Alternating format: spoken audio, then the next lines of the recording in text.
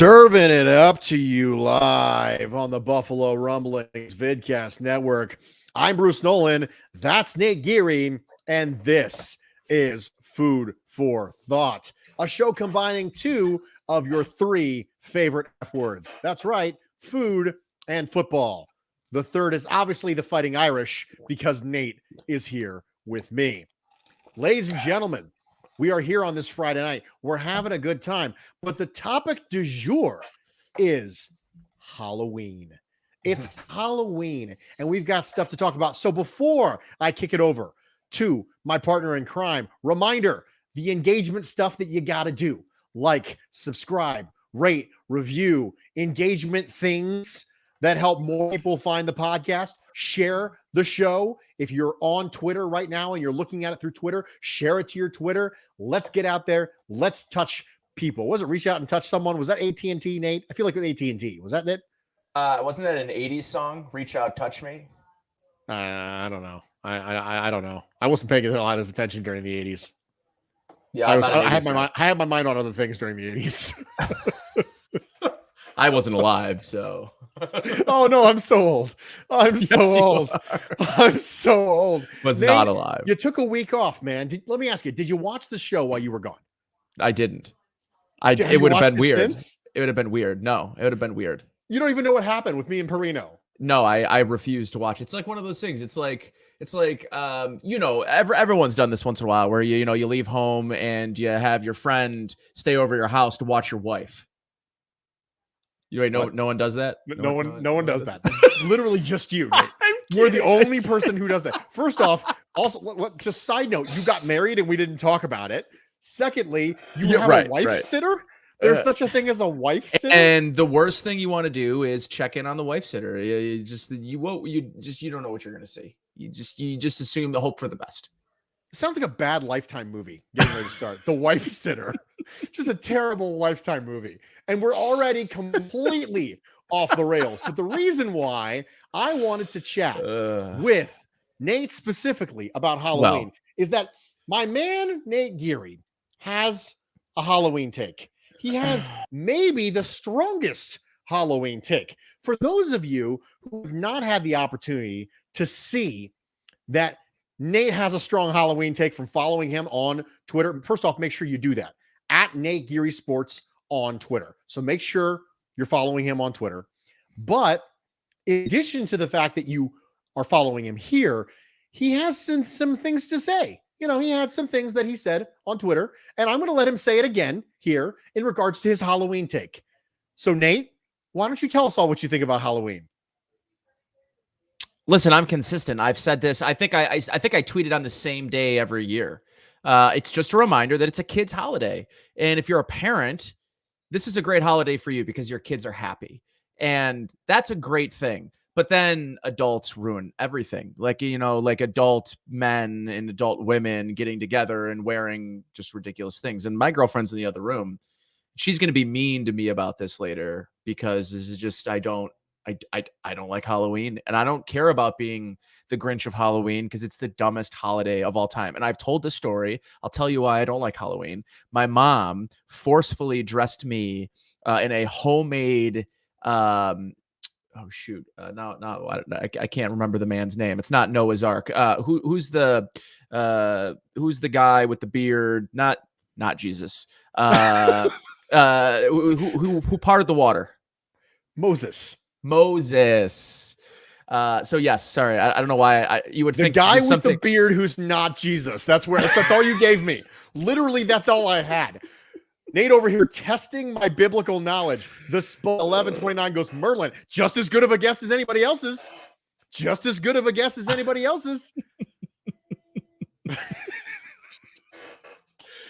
absolutely ridiculous. Anyways, so you would think that Moses would be just scalded in the back of my mind from it being such a traumatizing experience, but it was a burlap bag. It was a rainy Halloween night. The wig and the beard were both itching. As you can imagine, the burlap was itching.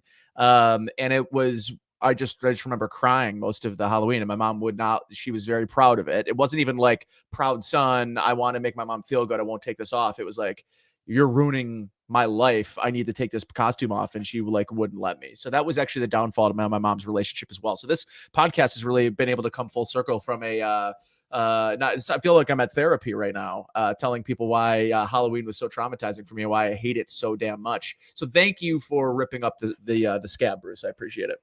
You know what? I'm here for you. We're here to expose the deepest depths of your heart, Nate, and really get to the bottom of things. You know, historically, therapists will tell me about your relationship with your mother. And now I got the Halloween thing and I got the mom thing. So I got both of them together. So you really pried that one out, buddy.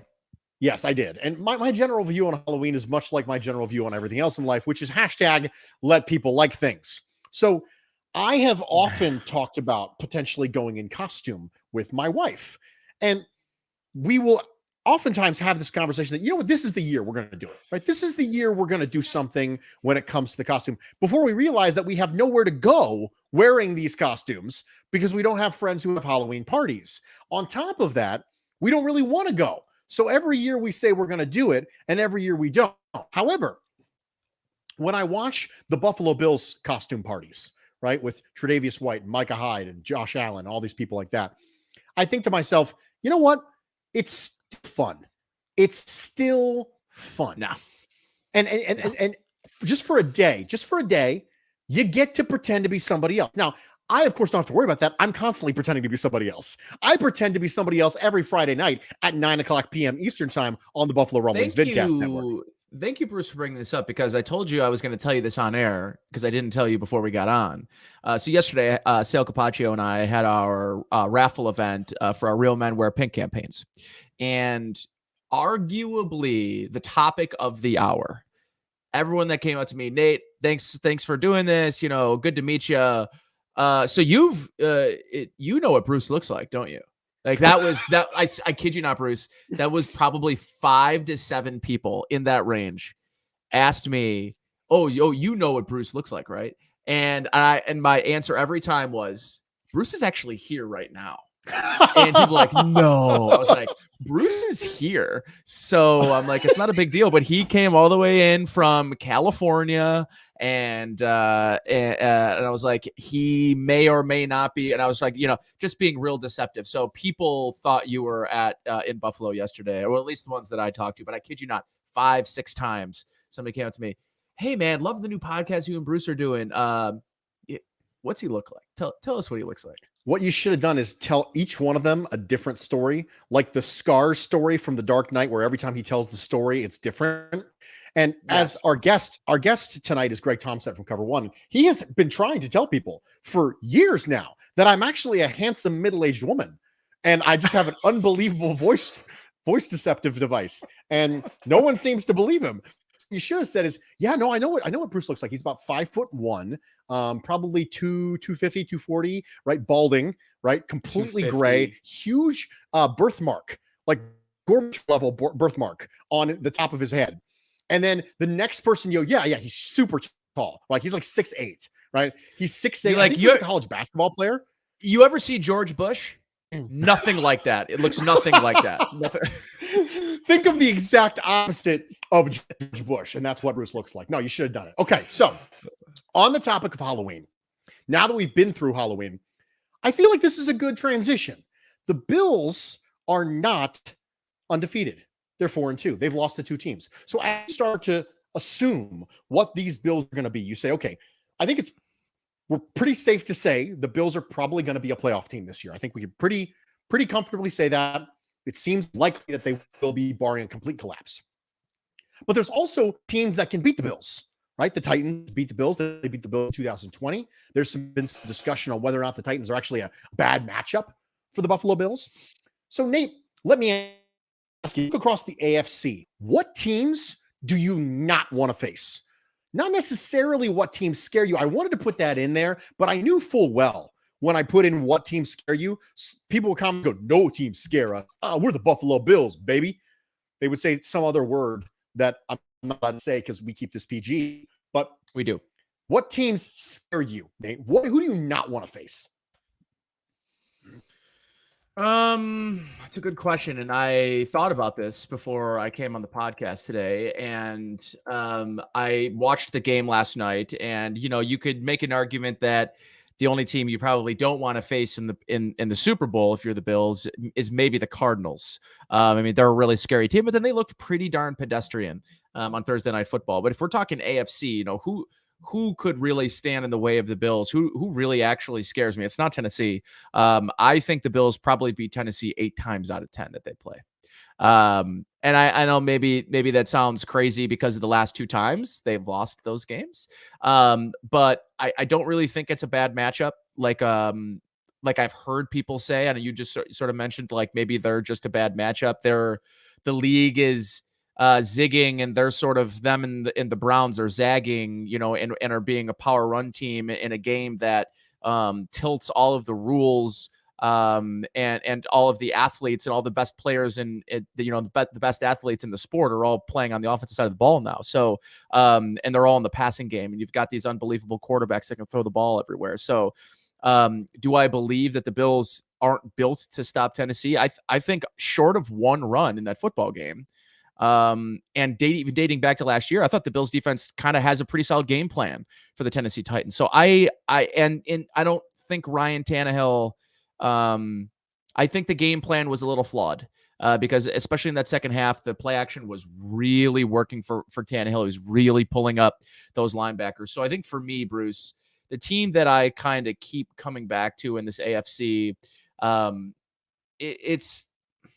it's the Chargers. And I know that they lost to the Ravens, and I know then the Ravens lost to the Bengals, so everyone's confused. I think the AFC is a perfect example. And I know if you look in the NFC right now, there's a bunch of one-loss teams. All of the best records, all of the one-loss teams in the NFL are in the NFC.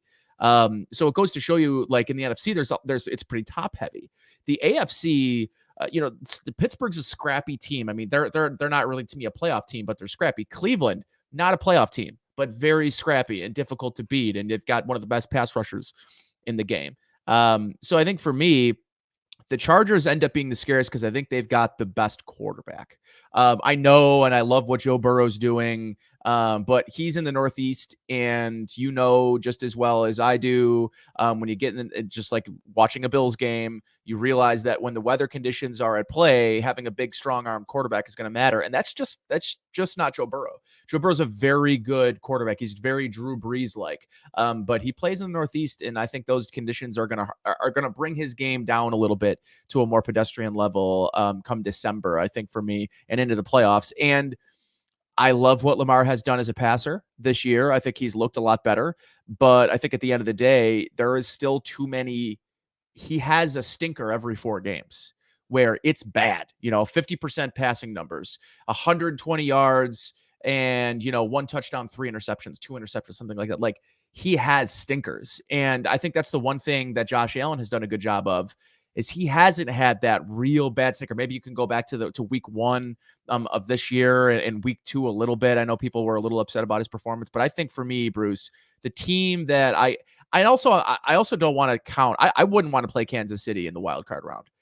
If the Bills got like the 2 seed and Kansas City scraped in on the last seed of the wild card, that's not a matchup I think I want to welcome twice. I think that I think the Bills are better.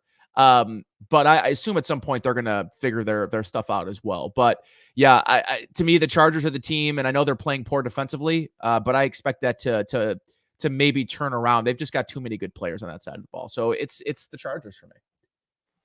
I would like to add somebody that nobody talks about basically ever, and it's the Las Vegas Raiders. I think the Raiders have been playing inspired football. I think that's true. Derek Carr was 31 of 34 for 323 and 2 touchdowns. I think that it was low-key one of the best quarterback performances we've seen recently in the last couple of years, and nobody's talking.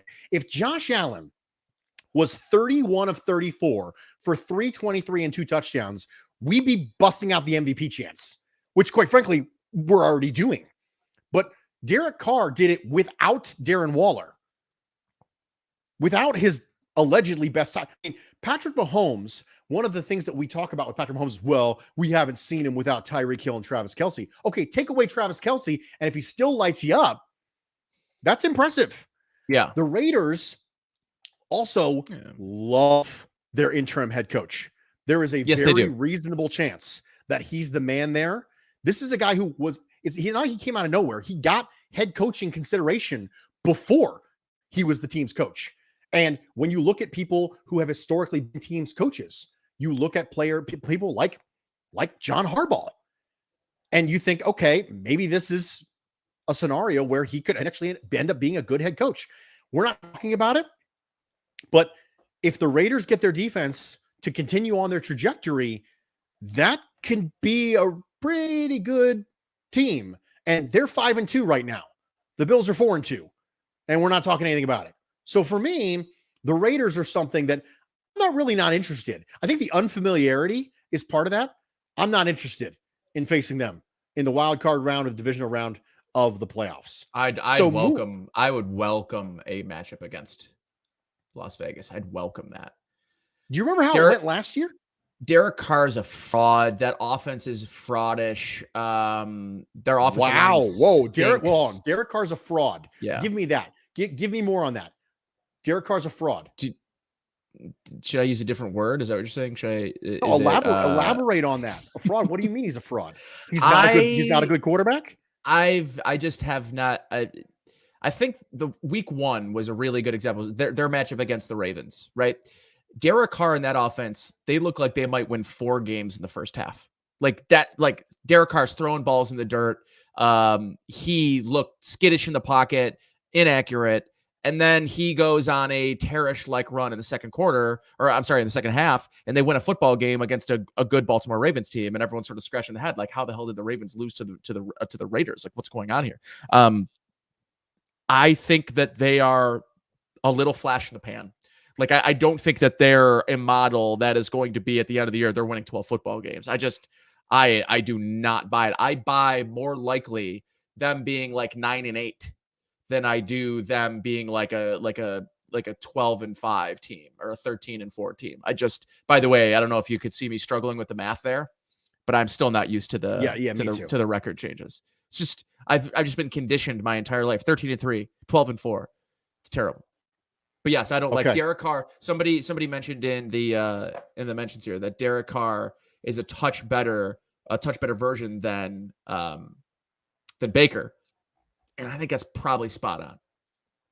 Wow. Like a touch better. Wow. Okay. All right. So I'm the only Derek Carr believer in the group, apparently. I think so. We could ask our guest, Greg Thompson. I'm not saying he's godly, but goodness gracious, he was a top 10 quarterback last year too, and now he doesn't have Gruden.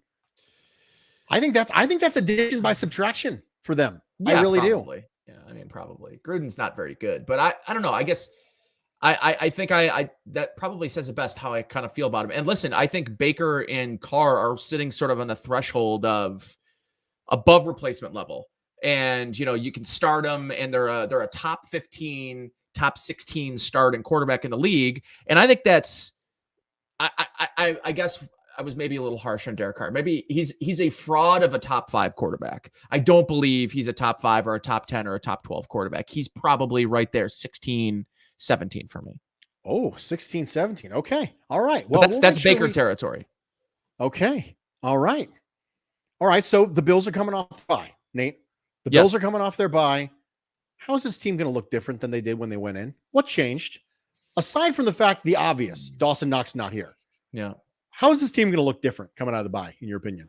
I think they'll likely play the next 3 weeks understanding who their competition is. I think there's going to be a level of, let's see Dane Jackson. Let's see, let's see Cody Ford. Let's see Mitchell Trubisky. Hey, we signed Matt Breida. Let's get him active and let's see him play. Like, these are the next 3 games that you want to preserve your health. You want Jordan Poyer. You want Micah Hyde. You want Tre'Davious White. You want Josh Allen. You want Mitch Morse, who's got a concussion history. You want Deion Dawkins, who's still coming back from COVID. You want to give these guys opportunities to not have to play 100% snaps in the game. So if you can get ahead early in these football games, I think you're going to see some vanilla offenses in the second half. I think that'll be the biggest difference, is that they're going to be a team that understands over the next couple of weeks who the opponent is. And I think how important self-preservation is going to be throughout the rest of the season. This is a team that recognizes, Bruce, that injuries really held back their offense towards the end of the season and into the playoffs. Cole Beasley having that fracture in his leg, you having Stephon Diggs have that core injury that he had, or the oblique, whatever that the torn muscle that he had, like that, those loomed large in the playoffs. And I think the Bills understand that in order for them to win in January and get into February, that they're going to likely need to be healthy and get there doing. Guys like Emmanuel Sanders, they don't want out there, I don't think, 85% of the plays in games against the Jets, So I think there's going to be a little bit more of an understanding of self-preservation. We know that after this, we'll have 7 wins. They will have 7 wins after the next 3 weeks. And I think that puts them in a really good spot. Right on time at 9:20, we are going to bring in our guest for the evening. He is the host of the Cover One Buffalo podcast on the Cover One Network. He is also a co-host of the Cover One Fantasy Show. And he's here with us now, fully coiffed and ready to talk about steaks and other foods for thought. Mr. Greg Tomstad, how you doing, dude? Not too bad. I appreciate you guys having me on. Excited for, I've enjoyed this new venture between two lovely gentlemen that I appreciate, and excited to have my debut appearance. I went and got a fresh haircut for you guys, made sure I look nice. I appreciate that. So I'm going to lead right off. I'm going to lead right off because I want to touch base on Grills Mafia. I want to talk about steak. And I want to say this, okay? On a scale from perfect medium rare to well done, how satisfied are you so far with the Buffalo Bills season? I would say this is like if I'm out on a work trip and there's not a lot of restaurants around and I end up having to go to like a Longhorn. Or I knew you were going to say Longhorn. Yep. Or Outback Steak, like a franchise chain place, and I'm not really thinking, and I go in and I order medium rare, and I'm like, okay, it's fine, and I'm talking to somebody from work, and they bring it out, and because of their like corporate health standards, they actually bring me a medium steak, and I'm like, okay, like it's good. Like I'm still gonna eat it. I'm still gonna enjoy it. It's not what I was kind of hoping for, but it's still good. If you asked me before the season what I would think if the Bills were 4-2 going into the bye, I'd say, okay, that probably makes sense. That we probably dropped the 2 road games, and so then you flip that around and say, oh no, we actually went into Kansas City and smoked the Chiefs pretty good. I'd be like, oh well, then this has to be great. So it's weird that how impactful the order of wins and losses are, and that just seeing, Tennessee, weird fluky game, so many things kind of went wrong, and we still had the ball at the 2-yard line going in with 13 seconds left. It's not that bad, but it still leaves a taste in your mouth that it isn't quite what you hope for, but it's still pretty good, satisfied, hungry for more. So I have a follow-up question for both of you. Since we're on the topic of Grills Mafia and steak, Oscar style, what is your immediate reaction to Oscar style? So I've enjoyed it a couple times. I do like some toppings. I'm not a huge seafood person in general. Like I enjoy it. I'm not like against seafood. I enjoy well done, fish and crab and lobster and different things like that. I don't like mixing a lot of things. I like steak and I like it like that, and other things. I've had it delightfully prepared, in a really, really good meal. It's not something I would go out of my way to order. So for our listener Daniel, Oscar style is a hollandaise sauce that has usually like lump crab, and that it's like they top the steak with the lump crab and the hollandaise sauce, and it's like a really bougie topping for very steaks. Rich. And yes, very, very rich. And for me, I am a very old school compound butter, herbs and butter on top, melting over. That's all I want on my steak. Yeah. Bruce? Okay, so I'm not a huge tarragon guy. And a lot of times Béarnaise sauce and hollandaise, a lot of times has tarragon in it. I'm not a huge tarragon guy. It's one of the more floral type of herbs that I'm not really into that much. I'm not a thyme guy either.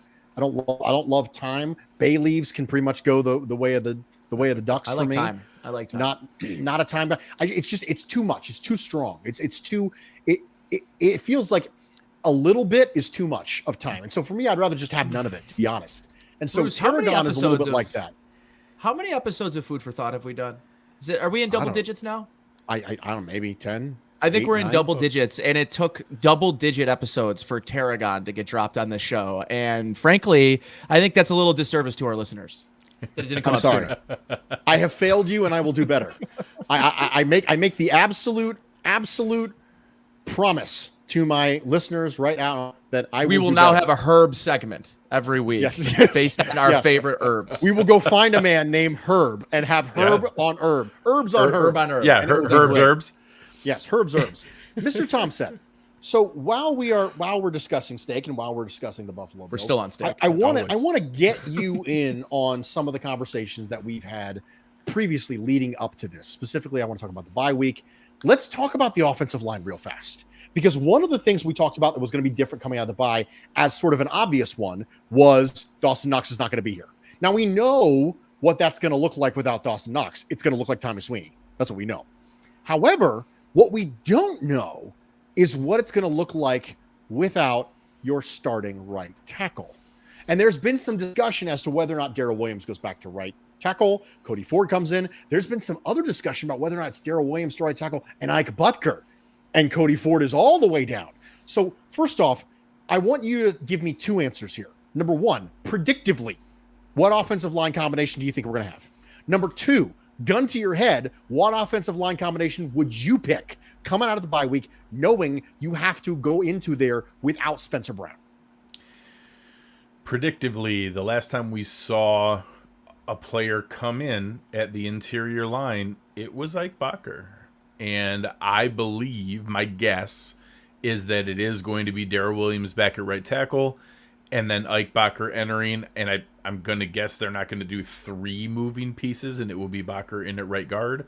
I won't be shocked if it's Ford. I think that's a 60-40 guess. I'm guessing that it's Bacher. Totally would make sense if it's Ford. I'm going to leave a little bit of sliver in that I don't know if this is what I would do, what I'd like to see, where you would frame this. There's a piece of me that's, hey, is this a opportunity to see what we have in Tommy Doyle, to get a game of reps from him? Tommy Sweeney's already playing. They're probably already scheming to keep him in more than send him out in routes already, just to be able to play it safe. Tack him on next to Tommy Doyle, let the two of them try to handle Emmanuel Ogba. I think it's safer to put Darrell Williams out there. Nothing should supersede the value of keeping Josh Allen upright and healthy. He's already saved their bacon multiple times. You guys, I'm sure, have looked at it. Aaron and I talked about it, that, Josh is light years ahead of everyone in lowest amount of sack rate when pressured, like to an insane degree. So he's making the offensive line look much better than what they really are. I don't know that I want to keep just rolling those dice and hoping that nobody catches Josh and makes us pay for that. But, ultimately, I'm very happy we have Sean McDermott, because this stretch would be very easy for a lot of teams to overlook and to take for granted, and he's never going to let them do that. That makes me happy. I'm a fan. I don't have to do that. I can do like what Nate said before I came on. We're going to be 3-0 in this next stretch. We're going to be. I don't know that means we can just experiment and play around, but I don't know that there's a huge difference in, I'd like to keep Darrell Williams gelling next to Mitch Morse, let him continue to get reps at guard, and Tommy Doyle in, or Ryan Bates, I guess. Is that different than making Darrell Williams switch in season again, knowing it's only for a game or two to switch back to get Ike Bacher or Cody Ford on the field? Is that really a material upgrade that we have to make sure we do? I don't know that there's a huge difference. Said material, How about- so I took a drink. Yeah, well, listen, I want to ask you a follow-up question to the Cody Ford conversation, because I think that, we heard Sean McDermott this week talk up, and I mean, what did you expect Sean McDermott to do up at the podium? Say, yeah, no, he's not very good, and we know he's not very good. Like, you're gonna get the coach speak on this one, and I think that's totally fair, and that McDermott's kind of known for that. And I think I don't want to read anything into what he said about Cody Ford. I want to read into, in a pinch with an injury situation, is he the first offensive lineman off the field, or off the bench and onto the field? And if he's not, Greg, what does that mean for Cody Ford? If he's not playing on Sunday, I think it might be one of the biggest storylines for me. If he's not on the field starting in the lineup on Sunday without Spencer Brown, I think that's pretty much spelled the end for me then for Cody Ford. If you're not using him in this situation, I don't know when you're using him in emergency situations. That's it. I hate to be so reductive. Yeah. I'm a big believer in not falling prey to sunk cost fallacy, not falling prey to wish casting and saying, hey, this is, I'm predicting what I actually kind of hope would happen, not what I actually think is going to happen. I've already written off Cody Ford. I have no expectations whatsoever for Cody Ford as a Buffalo Bill moving forward, other than I've had other people that then take that one step further and be like, well, screw it, then cut him. He's trash. Like, no, he's a cheap rookie contract guy with like 20-some games starting experience. That has value. I'll keep that on the roster the rest of this year and then next year and let him go on his merry way. Yeah. But I have no expectations for Cody Ford any longer. I do not expect any net positive impact from him at any point. And like I said, the last time we saw them have to make that choice, Ike Bakker's the guy that came off the bench, and that told me that he's actually offensive lineman 7. And that's not even counting a tackle. I was going to say, and not only that, but is Ryan Bates ahead of him? And I think Ryan Bates is ahead of him.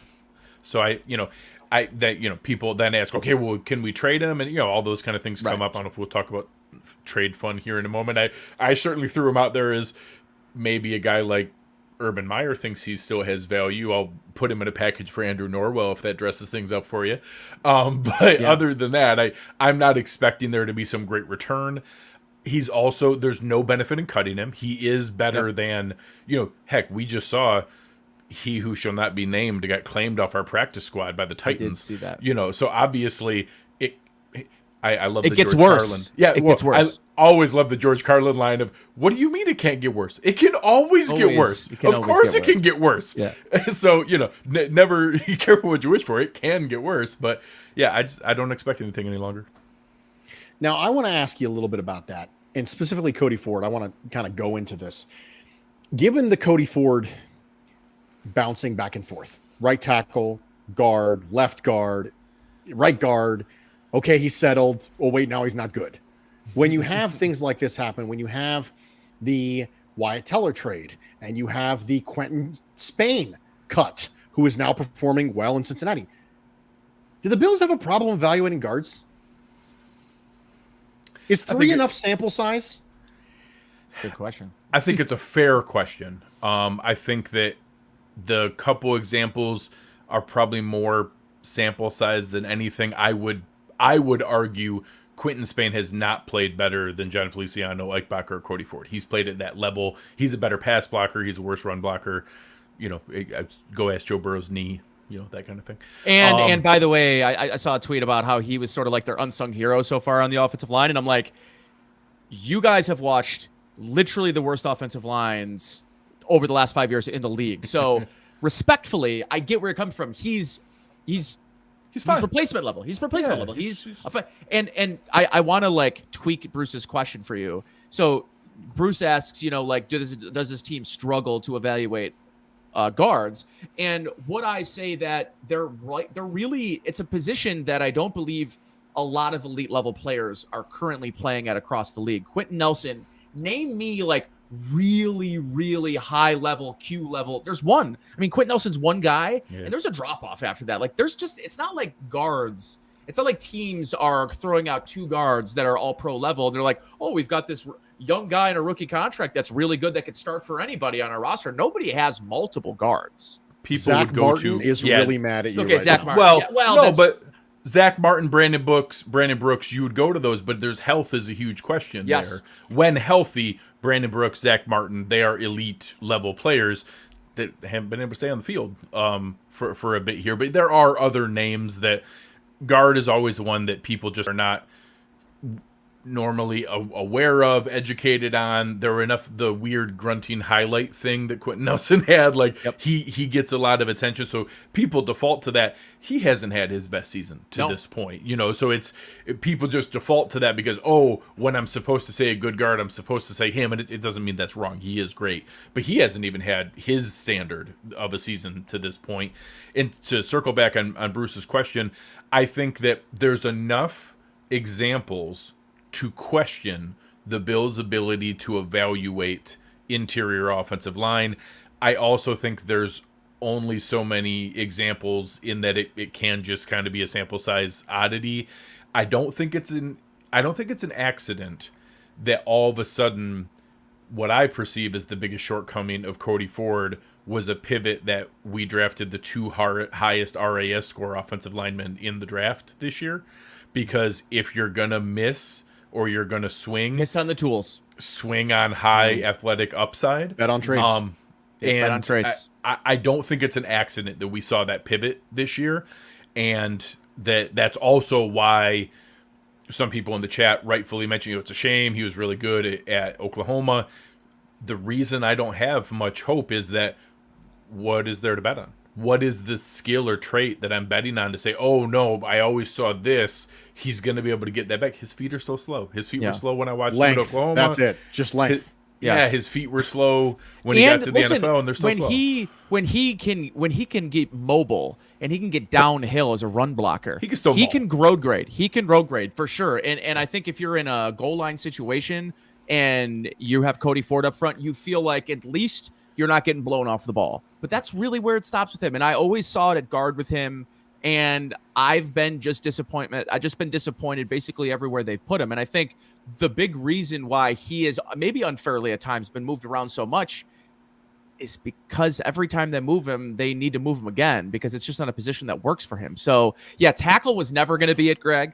I'm glad that they sort of bailed on that plan early and had a plan B with Darrell Williams. And obviously Darrell Williams worked out really well. And listen, if Darrell Williams can just continue to get incrementally better each week at the guard position, I as long as he's not on the left side, Greg, I think you're okay with where you have it, Darrell Williams at guard. He's your best guard. Yes. Yeah. Sadly. And whatever that means, I don't know, but he is the best guard of the team. Yeah. And I think the way you described it's accurate is he did not look great in the first game. It was his first game. He had a third-round rookie playing his first game ever and his first game of any football in 2.5 years to his right. That made sense. The last 2 weeks have been pretty reassuring, in my opinion, in that it goes from a guy that we probably had an exceptional value at right tackle to now, yeah, it's fine to pay him what we're paying him at guard, but we're paying him and he's there and he's playing better than the other guys. So it's now, I'm happy that it's Feliciano versus Ford versus Botger for one spot rather than two spots. I'll take it. So we got a comment. I have to make sure that I point this out. This is literally the three most knowledgeable people on the planet that you can get to talk about both the Bills and food. RJ Melville. RJ, your check is in the mail.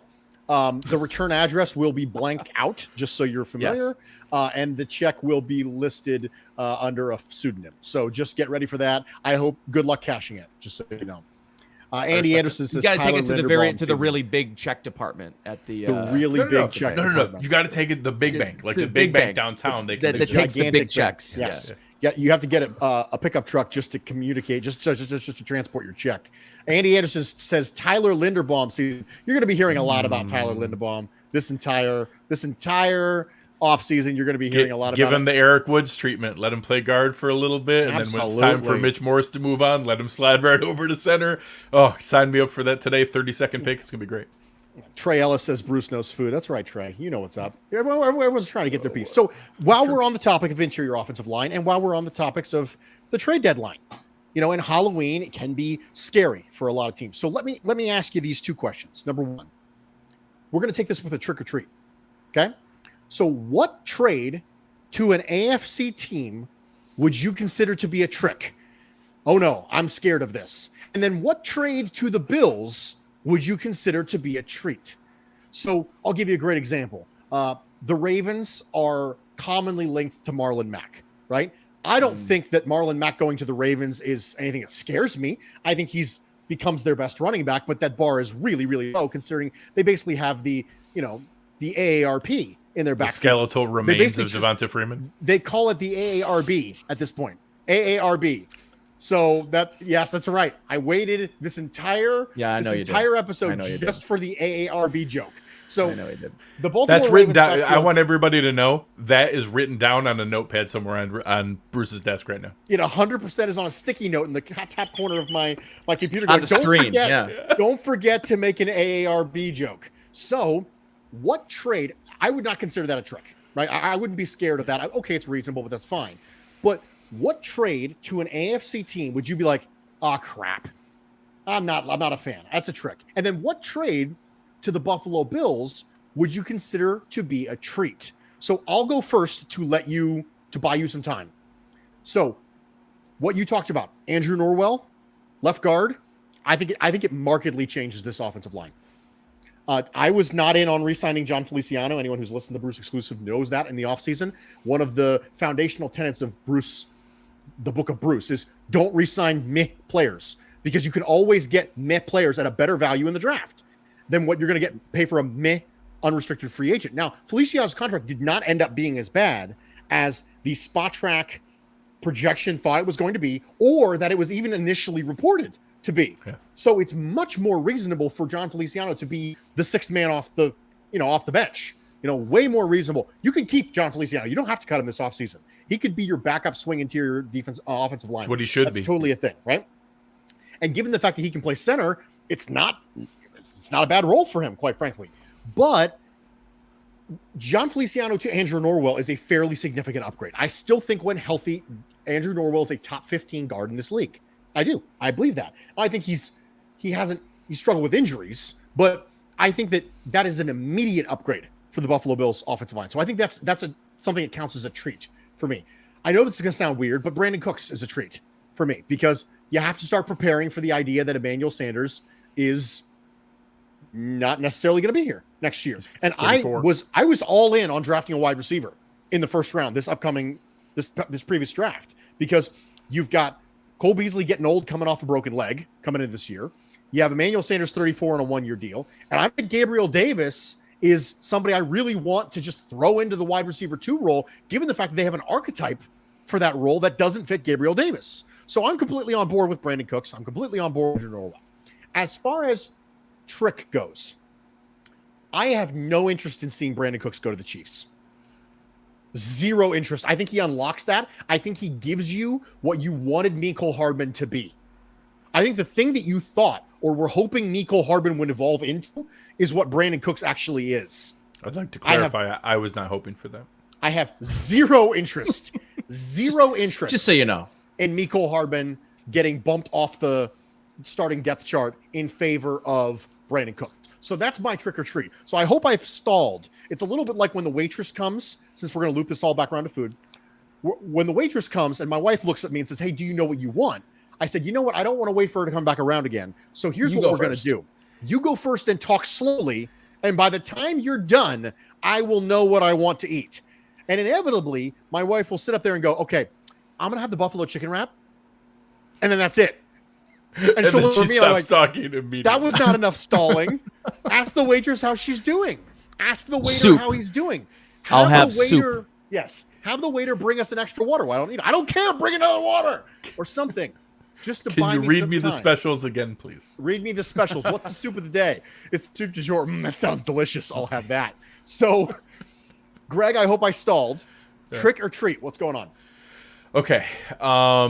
So a trick for me, some of the teams that I think are contenders. I enjoyed listening to your guys' discussion earlier on kind of rankings in the AFC. Obviously, right now everybody has a flaw, and part of the reason I think the Bills are up towards the top, or number one, is they have the fewest flaws or the least bad flaw.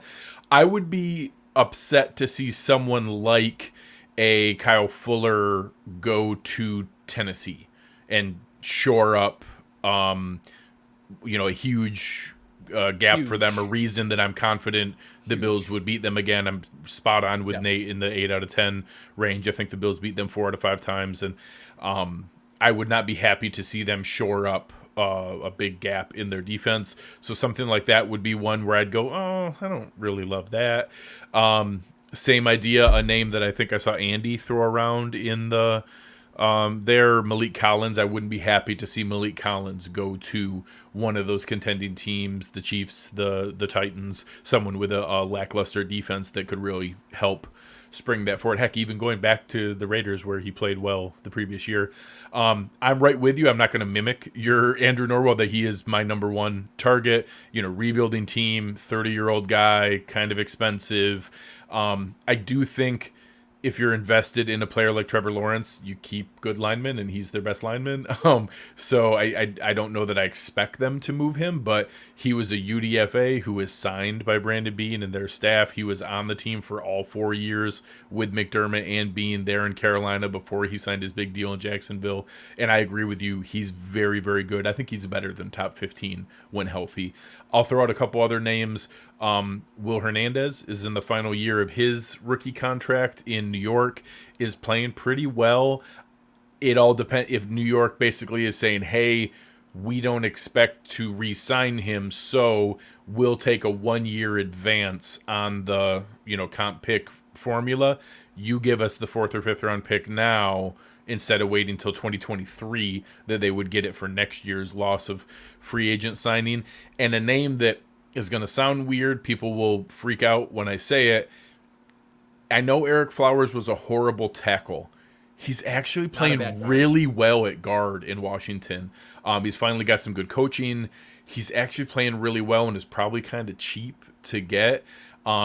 He's given up like 4 pressures all season. He's playing really well at guard, and some of that athleticism, the reason he was a first-round pick, is now kind of translating a little bit.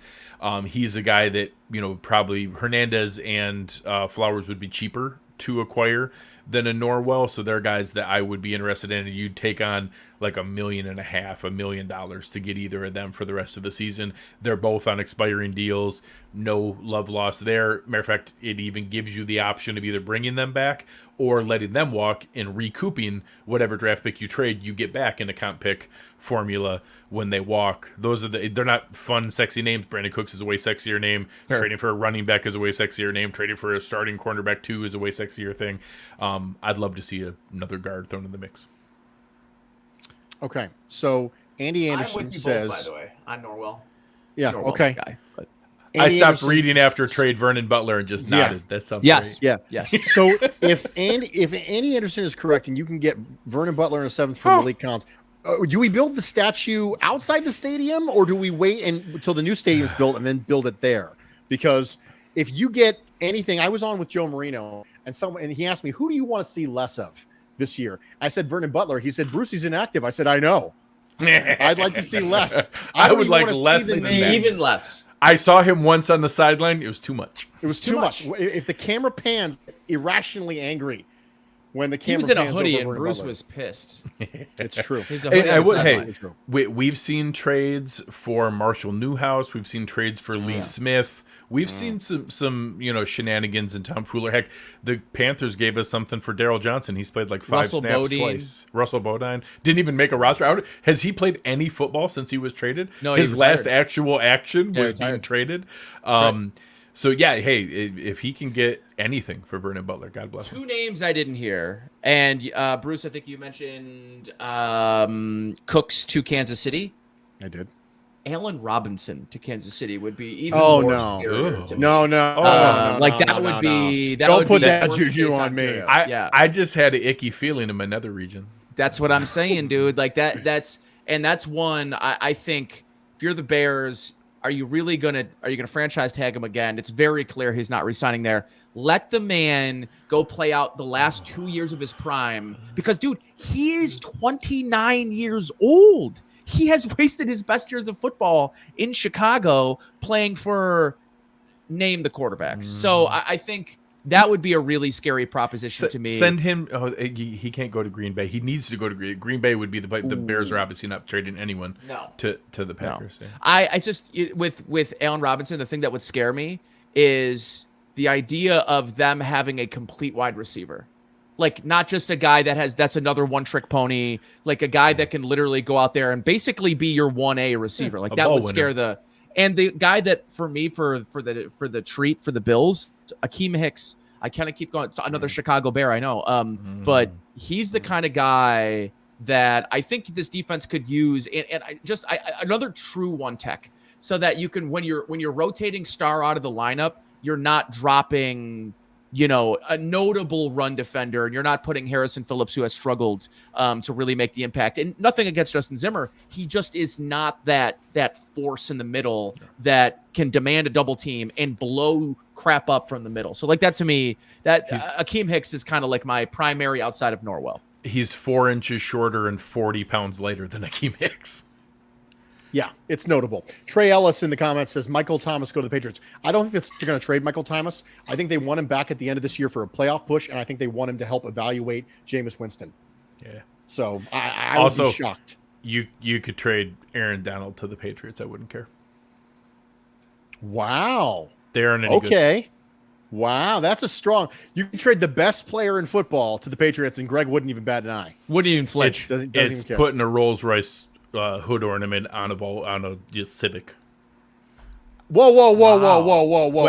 You say close I've had a lot of Civics over the course of my life. I love Bruce my owns Civics. a Civic. Yeah. It's Patriots aren't any good. It's like I don't know what to tell you, Bruce. I don't know what to tell you. Yeah, I make no apologies. The Patriots have wins twice against the Jets, once against Houston, and then have got smoked by the rest of the NFL, including Miami's only win this year.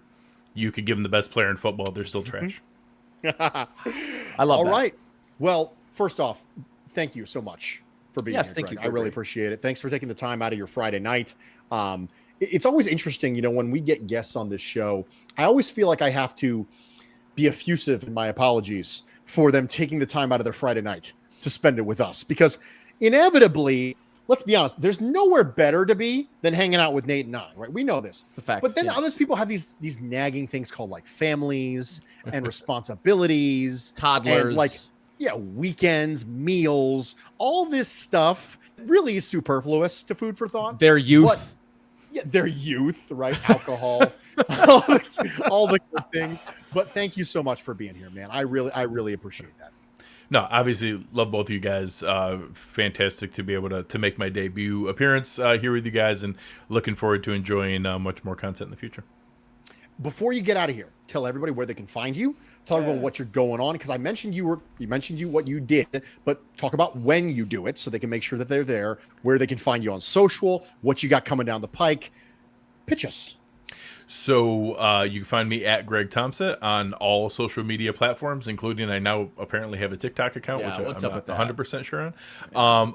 It's been interesting. You let the resident Cover One dad convince you that it was cool, and I'm going to tell you what, that's the first mistake every man has ever made, is letting Aaron Quinn convince him something is cool. No lies detected. So you can find me every Wednesday night at 9:00 doing our Cover One preview show, talking about the upcoming matchups, and then live immediately following every game, even the late night games that we start immediately afterwards. But we'll be there for you. Also messing around, doing some fantasy stuff, hanging out, having a good time, and usually just mingling amongst the folks on Twitter, answering back any questions anybody has. But you can find me there at Greg Thompson, having a good time. Greg, thank you much. Appreciate it, Gregory. All right, later, guys. All right. Love Greg Thompson. Always a good time. Always a time. Greg and I go way back. Funny story. Greg and I didn't actually get off to the greatest start on social media, but we've come a long way since then. That was years ago. That was just of a verbal spat. Yeah, 3.5 years ago. There was a misunderstanding about DK Metcalf. It just went completely off the rails.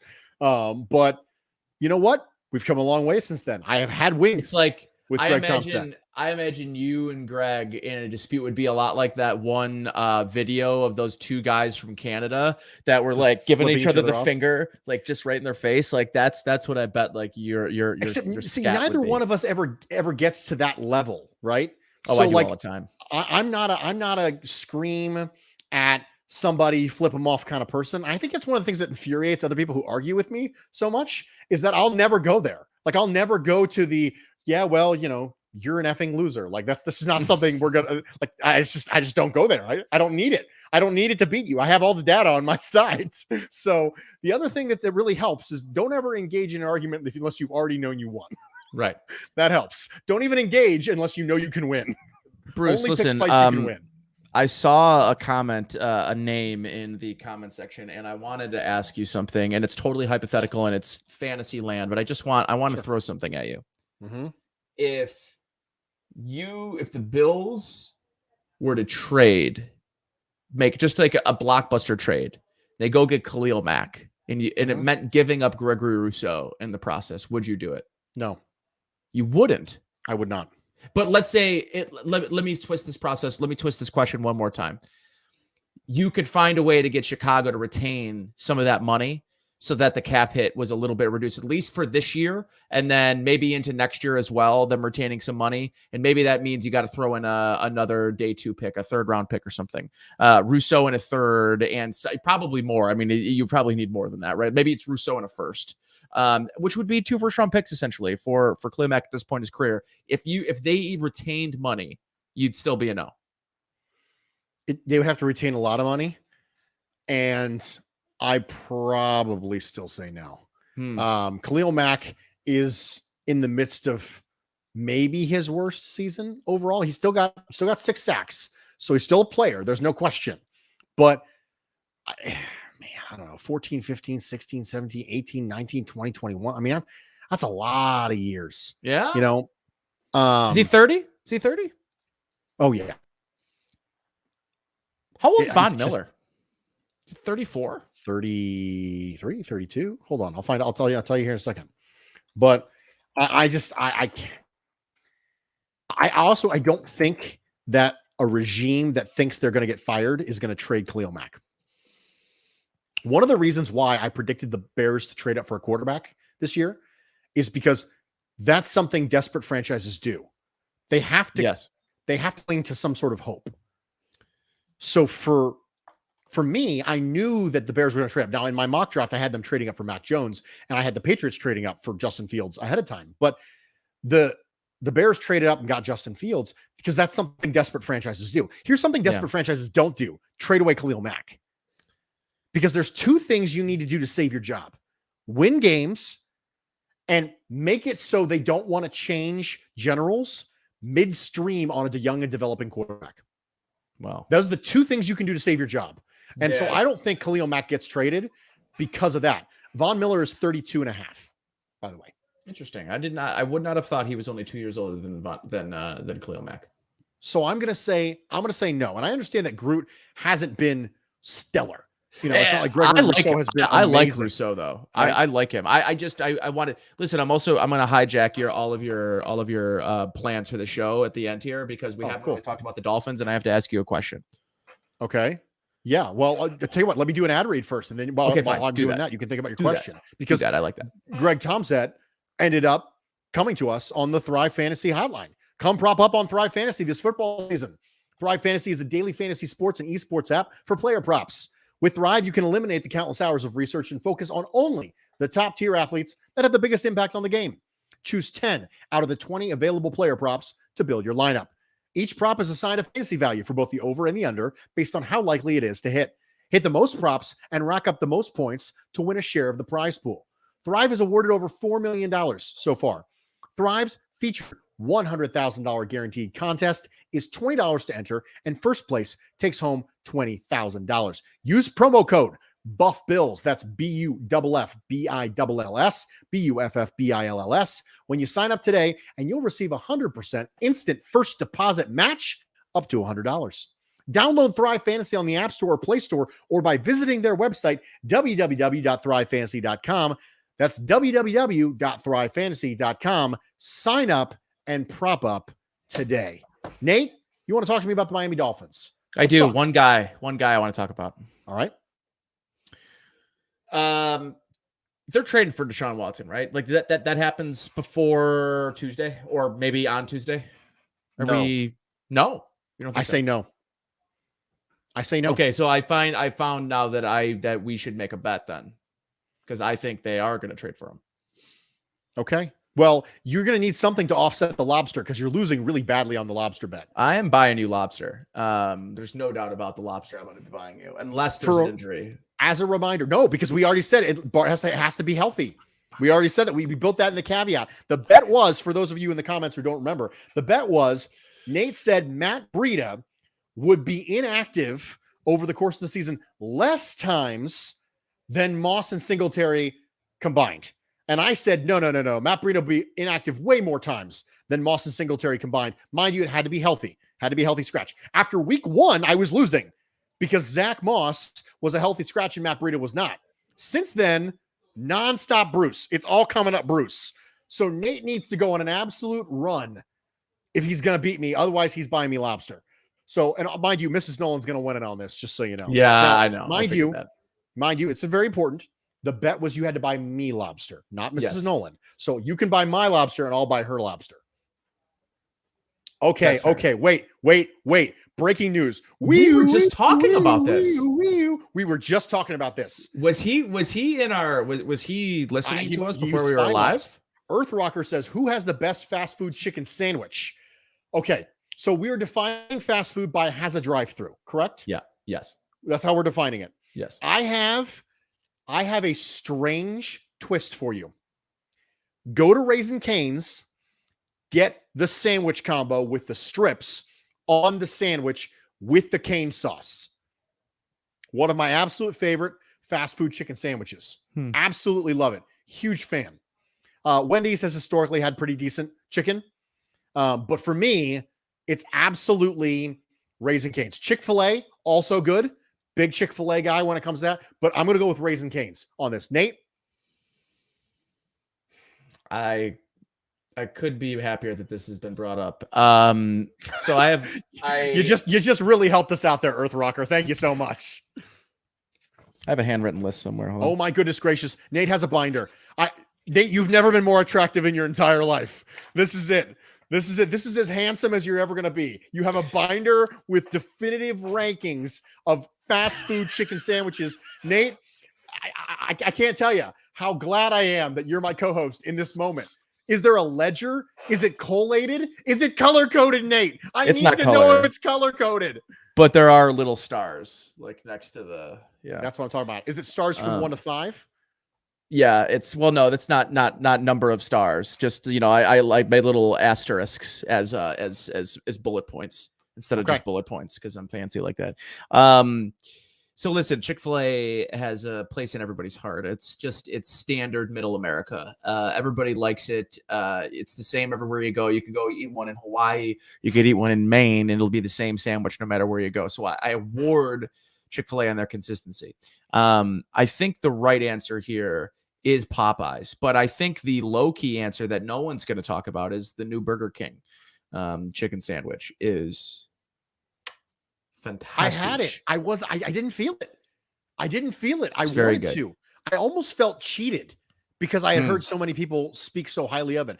This is going to be shameful. I have not had the Popeyes chicken sandwich that everyone is raving about. Oh, buddy.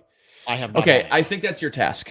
I think for next week that you need to go try a Popeyes. You do not have to get the spicy. If you don't like spicy, it's definitely like borderline, like, ooh, this got a little kick to it. But it's good. It's definitely by far it's the very opposite of what a Chick-fil-A sandwich is. It's big, it's crispy, the bun, very good. So please go do it. I think it's the best one. I think Popeyes is the right answer. Okay. Dawn in the comments says best show on YouTube. Dawn, this is an unbelievable compliment because let me just tell you, there are some awesome shows on YouTube. Now, there's also some very strange sub-genres on YouTube. So my wife watches YouTube videos of like homemakers who do videos with their grocery hauls and do like videos of them cleaning. And this is an entire subgenre of YouTube that I didn't know existed, but these people have tens of thousands of followers and they'll have a video with them going through their meal plan for their family for the week because it'll help give other people ideas for their family for the week. It's fascinating. And some of these people, like they get to know each other. They're always commenting. And it's like this strange YouTube. I don't quite get it, but YouTube has something for everybody. So it's extremely high praise. Thank you. Yes, it does.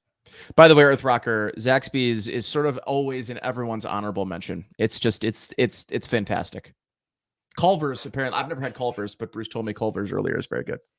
Culver's is solid. Yeah, absolutely. Culver's is solid. Okay. So now that we've gone completely off the Way rails, I off think the we're going to track. be a little late. I think we're going to be a little late tonight, Nate, if that's cool with you It's guys in the 10:04. comments. Yeah, I mean, We're going to be a little bit late because we got an email that was specifically for food for thought that we have to talk about. First off, comment section blowing up right now. I love you guys. I absolutely love you guys. Thank you so much for accepting this weird mashup of foodball on your Friday nights, Football. where you can talk about football and food in the same conversation and just keep going, and we're all cool with it. So I really, really appreciate that. So Andy sent me an email. He said, I'm not sure if this is the proper avenue to float this, but I have a food question for y'all. When working with dishes like gumbo, chili, stew, bolognese, what is your ideal ratio of grains to sauce? For example, should the ratio be even, or should there be just enough sauce to lightly coat the grains? Do your grains need to be absolutely slathered in sauce? Since grains is a little ambiguous, there's a qualifier here. Does the answer to this question vary based on whether or not the grain you're working with is rice, in the case of gumbo, or pasta, in the case of bolognese, or based on the particular sauce used, i.e. curry or a gumbo? Personally, I'm in favor of all the sauce all the time. It's at least 2-to-1 ratio of sauce to grains in my book. Looking forward to your take on this. So I'll let you go first, Nate, because it sounds like you already got in your head, and then I'll go. So the only acceptable time where you don't want 2-to-1 ratio is when it's homemade fresh noodles, like pasta noodles. Like if that's the case, then I think like 1.5-to-1 makes sense. Because you do want to feel like you're tasting the fresh pasta. But 2-to-1 all day, especially rice. I might even go 3-to-1 on rice. Okay.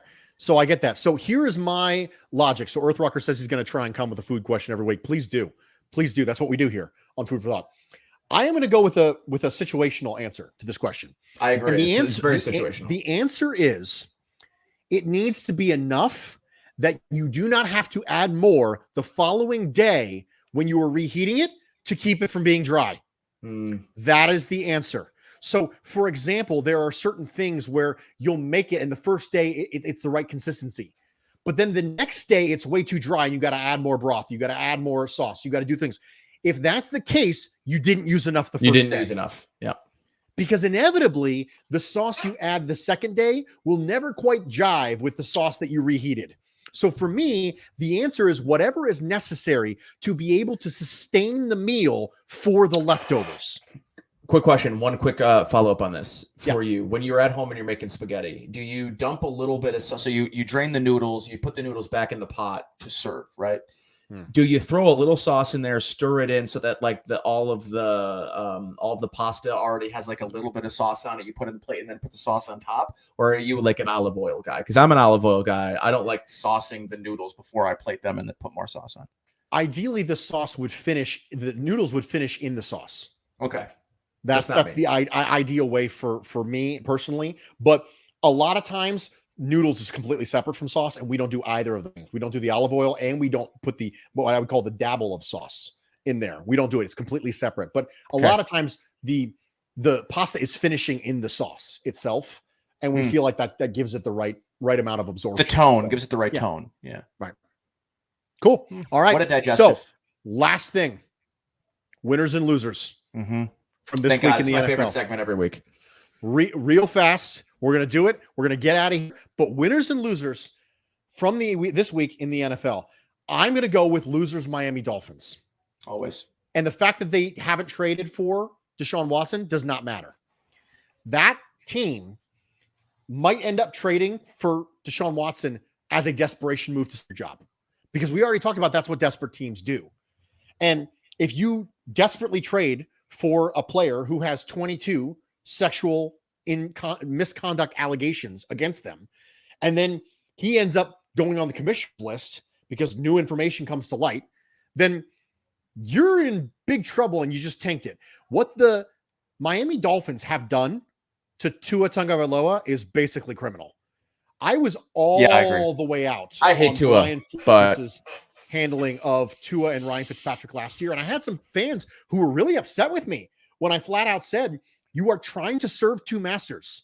You are trying to win games with Ryan Fitzpatrick and also develop Tua. Here's what's going to happen. You're going to do neither. And Yep. they ended up losing And to the Buffalo they are not. Bills. And I went back there and I retweeted all my old stuff. And I said, look, this is my dunking on the rest Stare of at it. Stare at it. Because I was right. They ended up trying to have their cake and eat it too, and they got nothing. You get nothing. Good day, sir. And then all of a sudden you come into this year, and the idea was this was going to be a much more vertical offense. You brought in Will Fuller. You drafted Jalen Waddle. Jalen Waddle is going to have a bajillion catches for 7 yards at the end of this year. And it hasn't looked anything like that. Tua has been abysmal throwing down the field. But in addition, you changed your offensive play caller halfway through. You had co-offensive coordinators coming into this year. Brandon Beam figured out how he was failing Josh Allen after 2018. He openly said, if I could go back and do it differently, I would. I would get Derek Anderson in here earlier to help him out. Yep. I'd get him a little bit more help on the offensive line and weapons. Brandon Beam discovered how he was failing. I don't think the Miami Dolphins figured out how they were failing Tua Tagovailoa. Now, I wasn't saying he was going to be a rock star, but a lot of the comp for Tua coming out was if he hits his ceiling, he's Drew Brees. The absolute ceiling. Guess what happened with Drew Brees? The Chargers failed him. Yeah. They failed him. They traded him to New Orleans, and he got set up with a great offensive mind in Sean Payton, and he blew up. I'm not saying that's going to happen to Tua. That's not what I'm saying.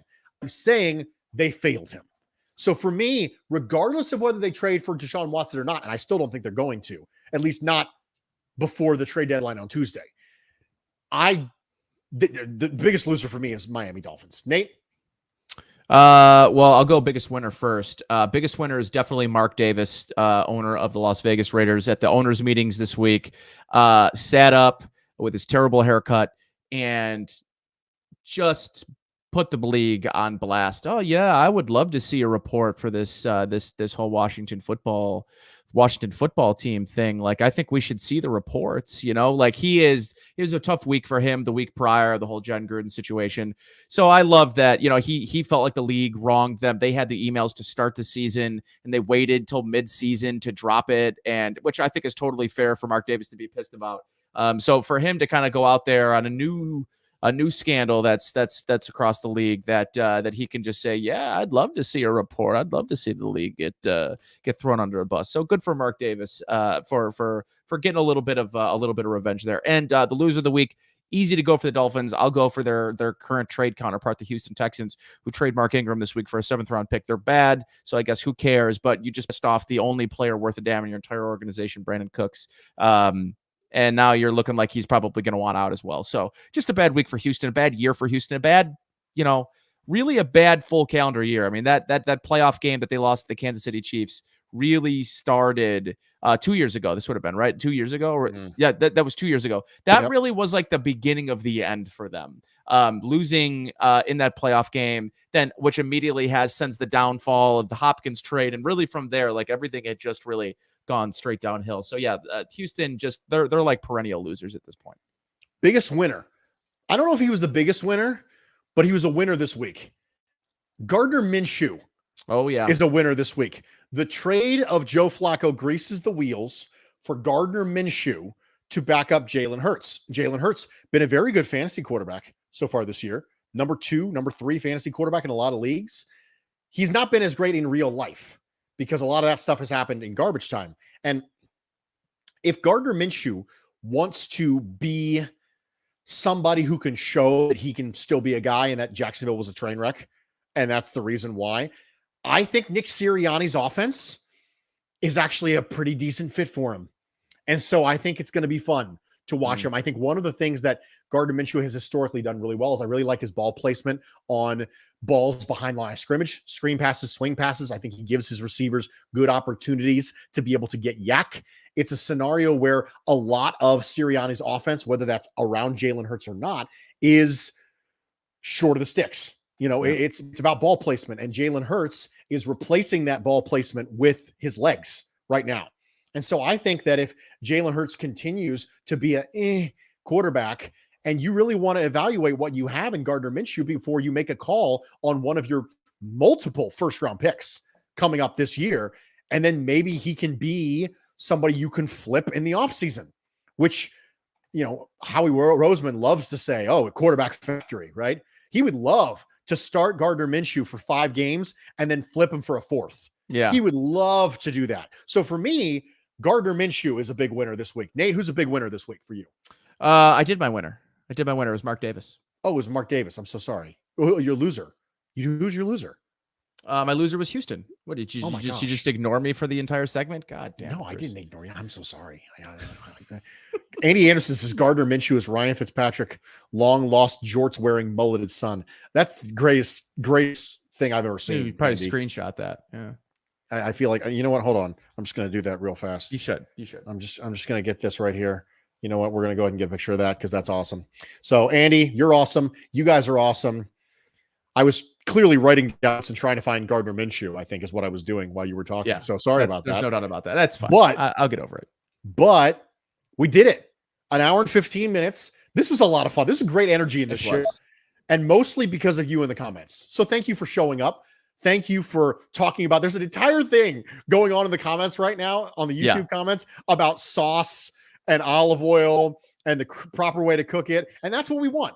We want that's exactly it to what we want. seamlessly move from food to football, back to food, back to football, as if it's completely normal because 2 of your favorite 3 things start with the letter F.